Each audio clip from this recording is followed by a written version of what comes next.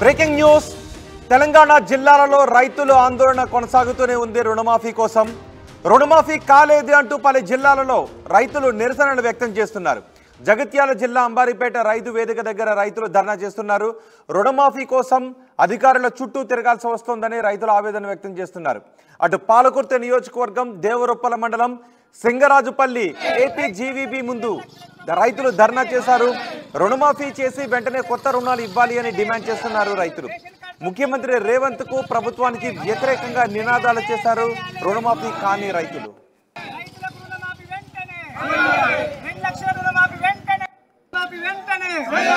రైతులందరికీ 2 లక్షల రుణమాఫీ వెంటనే, లేకుండా రుణమాఫీ వెంటనే, రేషన్ కార్డుతో సంబంధం లేకుండా రుణమాఫీ వెంటనే. రాజేశ్వరిని నా భర్త గులవాడి 20 ఏండ్లు అవుతుంది. నేను 80,000 అప్పు తీసుకున్నా. 2020లో తీసుకున్నా. 2020లో అప్పు తీసుకున్నా 80,000. 80,000 వీడికి 3వ తాప చూసినా అందులో పేరు వచ్చేది లేదు. ఆ బ్యాంకులో పొంటి తిరిగితే అందులో పట్టించుకుంటలేరు, రాలేదని నన్ను వెళ్ళగొడతాను. ఈ అప్పు 80,000 అప్పు సారి వీడికి 3 సార్లు తిరిగి వచ్చిన. దయచేసి మాకు 2 లక్షలకు లోపల అన్నావు, అవి ఇచ్చి మాకు న్యాయం చేయాలి. నేను గత 3 సంవత్సరాల క్రితం 10,000 రూపాయలు నాకున్న 9 గుంటల భూమిని పెట్టి అగ్రికల్చర్ కింద లోన్ తీసుకున్నా.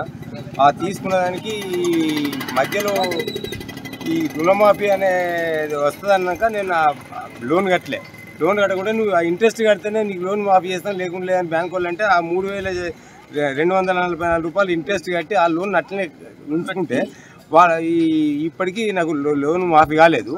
మళ్ళీ ఈ బ్యాంకు పోతేనేమో అగ్రికల్చర్ ఆఫీస్ దగ్గర పోమంటారు, ఆడికి పోతేనేమో బ్యాంకు వాళ్ళ దగ్గర పోమంటారు.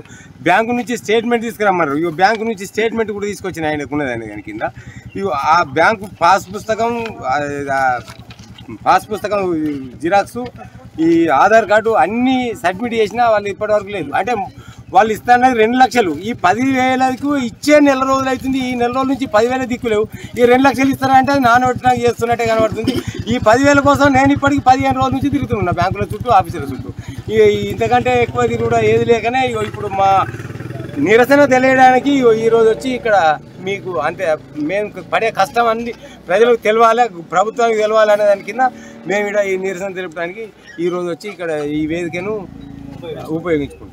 పాస్బుక్ పుట్టినప్పుడు ఒక చెక్కు వచ్చింది, అయితే 17,000 రూపాయలు. అయితే 17,000 రూపాయలు చెక్ వచ్చింది. చెక్కును పాస్బుక్ నా చేతిలో పెడితే నేను 15 రోజులకు పోయి బ్యాంకు కాడికి పోయి ఈ చెక్ అని బ్యాంకులకు పైసలు పోతే పైసలు లేవు, ఇలా వల్లేవని అన్నాక ఇదే చెక్కు తీసుకుపోయి అగ్రికల్చర్ ఆఫీస్కు చూపితే ఆ చెక్కు తీసుకున్నది రిటర్న్ పంపిన అన్నది ఇవరకు దీని పైసలు అందలేవు. ఇక దీని పైసలు అందలేవు. అయితే ఇది 1,30,000 ఉన్నాయి బ్యాంకు శ్రీనివాస స్థానంలో బ్యాంకుల. అయితే ఇండ్లు ఉన్నాయి అని ఇగో ఇది 1,30,000 కూడా ఆపిర్రు, అవి కూడా రాలేవు. అయితే ఇది ఆఫీసర్ల దగ్గర కొద్దిగా చీకటి పోరాటం ఉన్నది. వాళ్ళు కరెక్ట్ పనిచేయాలి. 10,000 20,000 లక్షల్లో ఎందుకు రాలేవు? ఈ ఆఫీసర్లు చక్క వంపకనా, వీళ్ళు పని చక్క చేయకనా, వాళ్ళ దగ్గర నేరం పోయిందో ఇది ఒక్కటి ఎంక్వైరీ చేయాలని చెప్పి దయచేసి ప్రజాప్రతినిధులకు వినిపిస్తున్నా. రేషన్ కార్డుతో సంబంధం లేకుండా రుణమాఫీని చేయాలి అంటూ రైతులు ఆందోళన చేస్తున్నారు. తెలంగాణ జిల్లాలలో రైతుల ఆందోళనలు కొనసాగుతూనే ఉన్నాయి. రుణమాఫీ కాలేదు అంటూ ఎవరికైతే రుణమాఫీ కాలేదో వాళ్ళంతా ఇలా మీరు ఆర్టీవీ స్క్రీన్ పైన చూస్తున్న విధంగా ఆందోళనలు చేస్తూనే ఉన్నారు. రేషన్ కార్డుతో సంబంధం లేకుండా ఇచ్చిన మాట ప్రకారం రుణమాఫీ చేసి కొత్త రుణాలు ఇవ్వాలి అని డిమాండ్ చేస్తున్నారు. రైతు రుణమాఫీ గురించి ఎర్రబెల్లి దయాకర్ కూడా మాట్లాడారు. ఆయన ఏం మాట్లాడారో చూద్దాం. 9వ తారీఖు నాడు రుణమాఫీ చేసేస్తా అని చెప్పాడు. ఓట్లు పెట్టుకున్నాడు, ఎన్ని పెట్టుకున్నాడు. ఆగస్టు 15వ తారీఖు నాడు చేయకపోతే ఇక నా మీద నమ్మకపోతే మీరు గుళ్ళ మీద ఒట్టు పెట్టుకుంటా అని మన భద్రకాళి, యాదగిరి గుట్ట మొత్తం దేవుళ్ళ ఎక్కడి పోతే దేవుళ్ళ మీద ప్రమాణం చేసి 36,000 కోట్లు మాఫీ చేస్తానని మాటిచ్చిండు. మాఫీ కాకపోతే దేనికంటే దానికి ఉంటారని కూడా చెప్పిండు. పాప హరీష్ రావు గారు కూడా ముందరికి వచ్చి సరే రైతుల కోసం నేను కూడా త్యాగం చేస్తానే, నువ్వు 36,000 కోట్లు మాఫీ చేసి 6 గ్యారెంటీ చేస్తే నేను కూడా రిజైన్ చేసి రాజకీయాలను చూపుకుంటా అన్నాడు. సరే 6 గ్యారెంటీలు పక్కకు పెట్టు, ఈ రుణమాఫీ 36,000 కోట్లు చేస్తానని మాఫీ చేస్తానని మాట ఇచ్చిండు. సరే, మొదట 46,000 కోట్లను లెక్కలు తీసిండు ఎలక్షన్ల ముందు. ఆఖరికి మళ్ళా ఎలక్షన్లు అయిపోయాక 36,000 కోట్లను తీసిండు లెక్కలు తగ్గించి.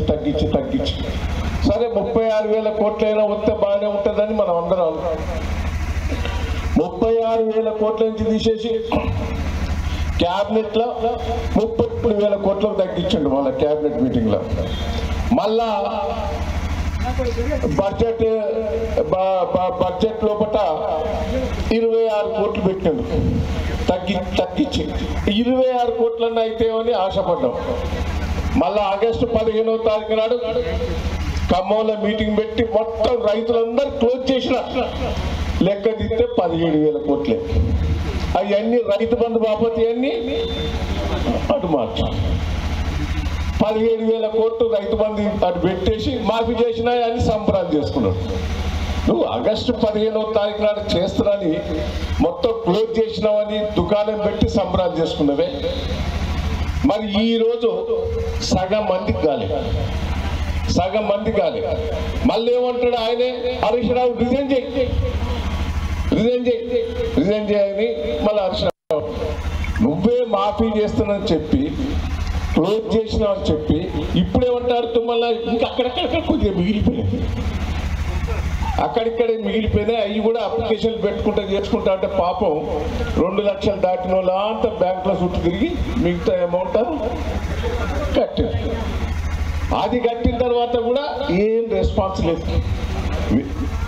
పాప ఇప్పుడు ఆ బంగారం పెట్టి తెచ్చి పెట్టిన శంకరాజపల్లి అని అందరు అప్పులు తీసుకొచ్చి పెట్టారు. నేను ఒక్కటే అంటున్నా, నిన్ను వదిలిపెట్టే ముచ్చటే లేదు. నేను కూడా చెప్తున్నా, హరీష్ రావు గారు కానీ, కేటీఆర్ గారు కానీ, కేసీఆర్ గారు కానీ, మేము నిన్ను వదిలిపెట్టే ముచ్చట్లేదు. రైతులందరికీ రుణమాఫీ అయ్యే వరకు వదిలిపెట్టేది లేదు. నేను ఒక్కటే చెప్తున్నా, నేను ఇప్పటికి 8 నెలల నుంచి సైలెంట్గానే ఉన్నా. నేను రైతుల కోసం ఈ దేవరూపుల మండలం పాలకుర్తి నియోజకవర్గంలో కేసీఆర్ నాయకత్వంలో ఎన్నో చేశాం. ఏంటండి, 5 ఏళ్ల కింద 10 ఏళ్ల కింద మనకు దేవరూపుల చుక్క నీళ్లుండేనా? 10 ఏళ్ళు 50 ఏళ్ళు మీరు కాంగ్రెస్ పార్టీ వెళ్ళిందే, ఎన్నడన్నా పట్టించుకున్నారా? ఆ బాగు పట్టించుకున్నారా ఎప్పుడన్నా? గోదావరి నీళ్ళు తీసుకొచ్చి బాగులో పోసి ఎండాకాలంలో చెర్లు నింపింది దయన్న కాదా, కేసీఆర్ కాదా?